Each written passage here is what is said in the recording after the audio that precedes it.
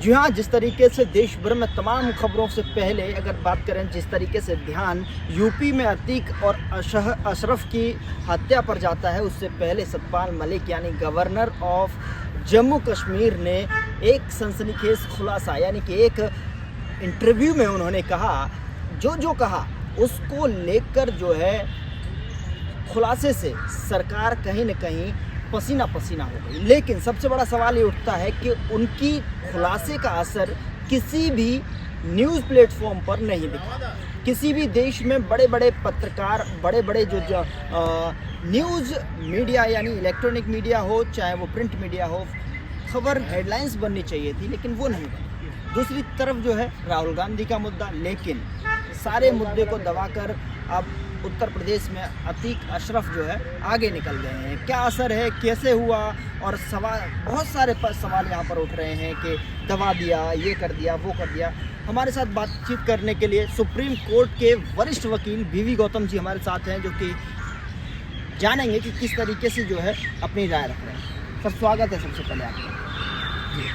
मैं आपसे पूछना चाहता हूँ कि जिस तरीके से सतपाल मलिक ने एक इंटरव्यू देते हैं और खुलासा करते हैं कि पुलवामा में 40 जवान के साथ में किस तरीके से जो है अंजाम दिया गया, क्या करें? देखिए, एक सत्यपाल मलिक जो हैं उस समय एक संवैधानिक पद पर थे और जम्मू और कश्मीर के गवर्नर थे, और गवर्नर भी किसी और ने अपॉइंट नहीं किया उनको। गवर्नर इसी भारतीय जनता पार्टी की सरकार ने उनको अपॉइंट किया था, उनको एक संवैधानिक जिम्मेदारी दी थी। और एक आदमी उनका जो खुलासा उन्होंने किया, जो बातें बताई, आप उनको अगर ध्यान से एनालाइज करें तो एक सबसे बड़ी चीज़ ये है कि उन्होंने सरकार से और गृह मंत्रालय से मांग की थी कि जवानों को ले जाने के लिए विमान दिए जाएं और हेलीकॉप्टर दिए जाएं। जी जी जी। अगर विमान और हेलीकॉप्टर दिए जाते तो शायद ये हादसा नहीं होता, क्योंकि इंटेलिजेंस इनपुट थे कि जवानों के ऊपर कोई बहुत बड़ा हमला हो सकता है। दूसरी चीज उनके जो खुलासे में आई कि उन्होंने बहुत सारी करप्शन की ऐसी चीजें थी कि प्रधानमंत्री ऑफिस से और उनकी तरफ से ही उनको डायरेक्शन हुआ कि दलालों से मिले, बात करें और दलालों को काम दें, दलालों के थ्रू काम करें। तो उन्होंने दलालों के थ्रू काम करने से मना कर दिया। तो उन्होंने दो चीज कही, एक तो ये कि कहीं ना कहीं जो सुरक्षा में चूक हुई, हमारे 40 जवान शहीद हुए, उन जवान के शहीदों में कहीं ना कहीं रक्षा मंत्रालय, गृह मंत्रालय, दोनों बिल्कुल उनका अगर हम उसकी फेस वैल्यू पे लें तो दोनों दोषी नजर आते हैं। अगर दोनों ने समय पे कार्रवाई की होती तो शायद 40 जवानों की शहादत नहीं होती, पहली चीज। दूसरी चीज, ऐसा लगता है कि जब प्रधानमंत्री बने 2014 में, मोदी जी का एक बड़ा बयान मशहूर हुआ था और उनके जो इलेक्ट्रॉनिक मीडिया या उनका जो तंत्र है, उस तंत्र पे एक बड़ी चीज प्रचारित की गई थी कि न खाऊंगा न खाने दूंगा। लेकिन अब अगर आप सत्यपाल मलिक जी का उनका जो खुलासा और उनका बयान देखें तो इससे तो यही लगता है कि खाने के लिए वो खुद प्रेरित कर रहे हैं। उन्होंने दलालों से उनको बोला कि आप दलालों से मिलिए, दलालों के थ्रू काम करिए, और जितेंद्र सिंह के ऊपर भी आरोप लगाया, जो कि पीएमओ में मंत्री हैं जी, कि पीएमओ में मंत्री हैं और वो खुद ही दलाली का काम करते हैं। तो ये मैं नहीं कह रहा, ये उनके खुलासे से स्पष्ट होता है। और ये खुलासा इस तरीके का था कि उसने राजनीति में एक बहुत बड़ी हलचल मचा दी।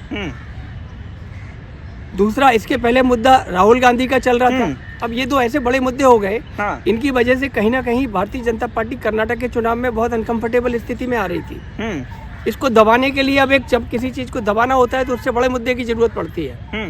तो अतीक का मुद्दा सामने आ गया। हालांकि उसका अगर आप सही तरीके से एनालाइज करें, इसको दो तरीके से लोग देख रहे हैं। कुछ लोग इस तरीके से देख रहे हैं कि जो अंधभक्त है या जो हिंदू आबादी के ऊपर जो टारगेट है, उससे कहीं इनको ज़्यादा वोट मिलेंगे या ज़्यादा पॉपुलैरिटी बढ़ेगी।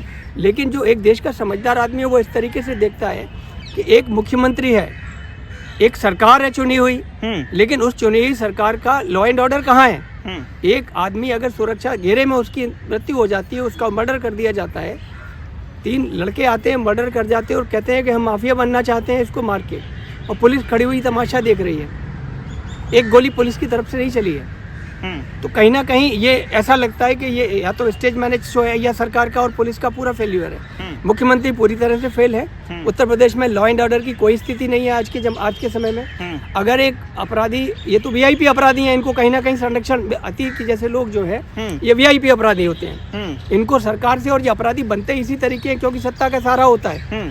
आप उदाहरण का देखिए, भारतीय जनता पार्टी अगर आप देखिए तो उनके तकरीबन 150-200 करीब member of parliament, Uttar Pradesh की बात कर रहा हूँ मैं, 150-200 मेंबर ऑफ पार्लियामेंट और एमएलए हैं जिनके ऊपर हत्या के अपराध के मुकदमे हैं, सब वीआईपी हैं।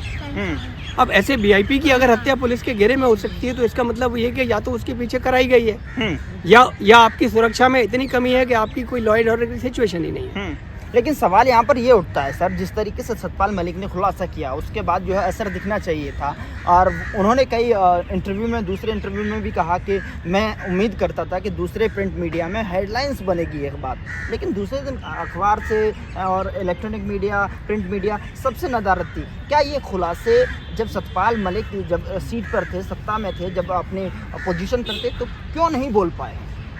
देखिए क्या होता है कि जब आदमी एक संवैधानिक पद पे होता है तो उसकी कुछ मर्यादा होती हैं और वो मर्यादा के तहत बंधा होता है।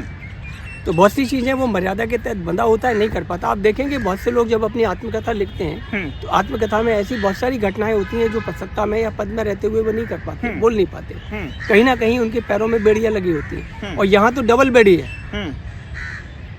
एक तो संवैधानिक पद पे रहने की बेड़ी जी, और दूसरी जिस नेता के आप अंडर में काम कर रहे हैं। आप देखिए ना, आज की सरकार खाली नाम मात्र की सरकार है, सत्ता खाली एक ही जगह प्रधानमंत्री ऑफिस में केंद्रित है।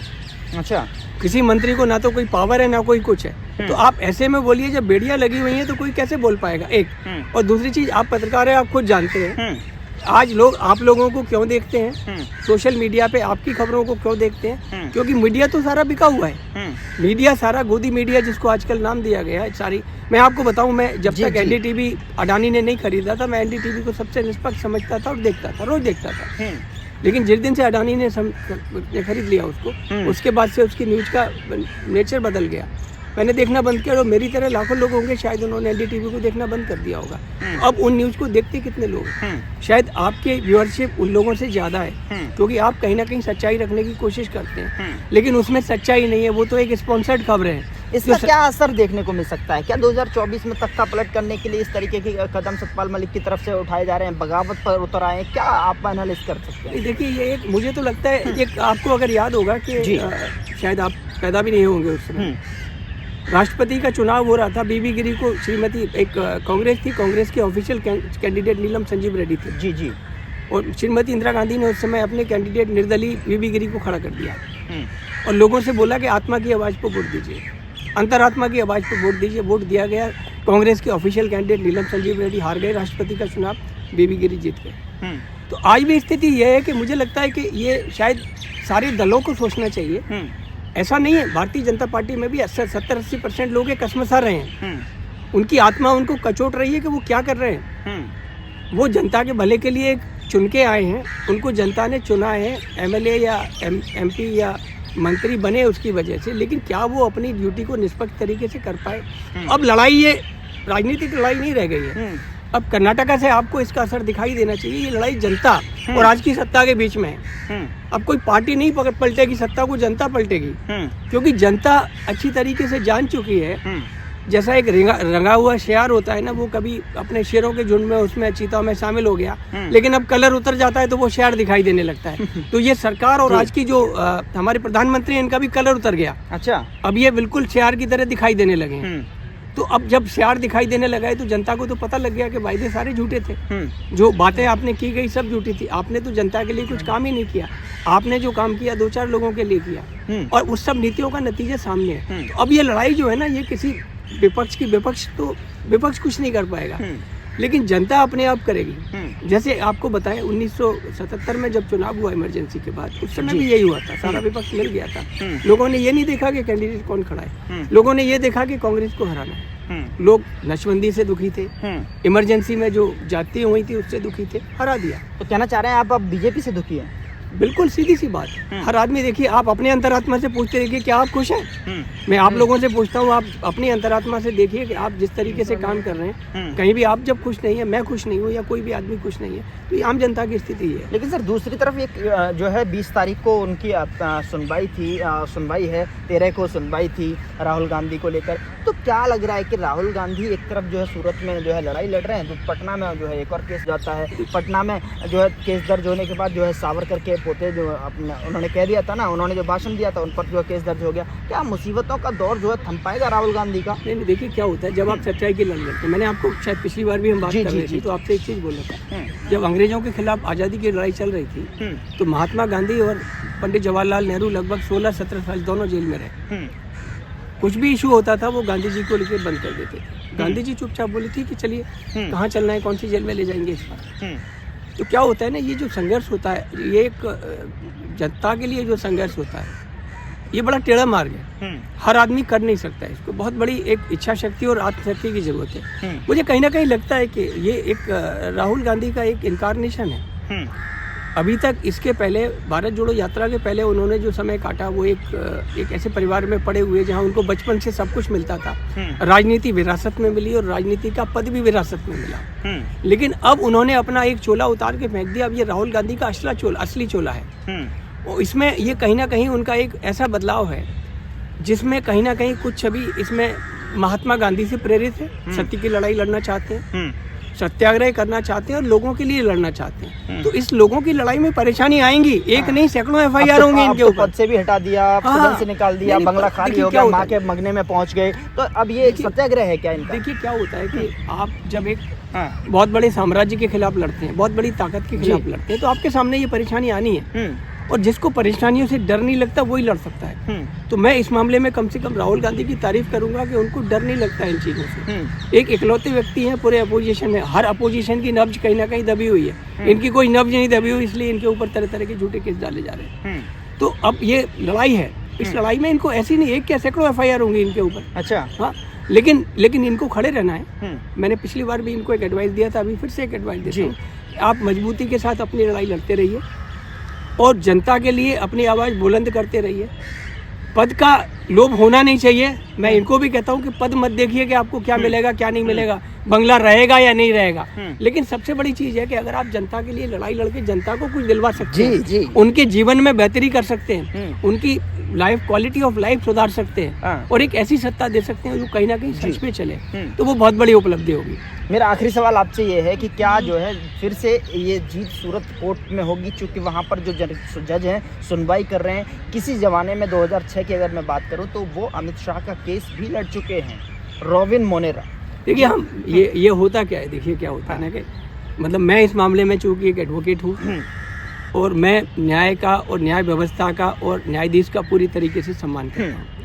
हम ये कभी भी नहीं मान के चलते कि कोई न्याय की कुर्सी पे जो बैठा है वो गलत होगा या कल क्या था, उसका पास्ट क्या था। नहीं, मैं ये सब चीज़ें नहीं मानता जी। हमें पूरी उम्मीद करनी चाहिए कि जो न्यायाधीश के पद पर बैठे हैं, जो इस अपील को सुनवाई करेंगे, वो पूरी तरीके से न्याय करेंगे।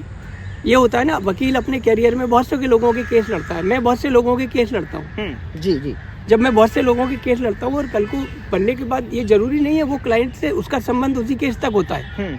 कोई ऐसा व्यक्तिगत संबंध नहीं होता कि वो हमेशा के लिए चिपक जाए।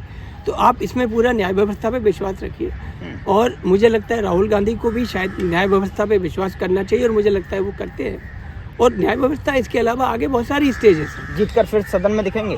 देखिए ये तो अब समय बताएगा दिखेंगे या नहीं दिखेंगे, लेकिन अगर सच्चाई उनके पक्ष में और जो मुझे लगता है तो वो डेफिनेटली दिखाई देंगे और शायद ज़्यादा बहुमत से दिखाई देंगे और शायद एक बहुत बड़े परिवर्तन की धुरी बनेंगे। आप मेरी इस बात को ध्यान रखिए कि वो एक बहुत बड़े परिवर्तन की धुरी बन रहे हैं और उस धुरी के चारों तरफ बहुत बड़ा परिवर्तन होगा जो 24 में आपको 23 से और ये कर्नाटका के चुनाव से दिखाई देने लग जाएगा। बहुत बड़ी बात बोल दी है और बहुत बहुत शुक्रिया हमसे बातचीत करने के लिए। अब देखने वाला बात ये होगी क्या सतपाल मलिक वाले केस को लेकर सरकार जो है कुछ गंभीरता से लेती है या फिर राहुल गांधी की जिस तरीके से मुश्किलें हैं वो कम हो पाती है या नहीं। फिलहाल इस रिपोर्ट में इतना ही। नमस्कार।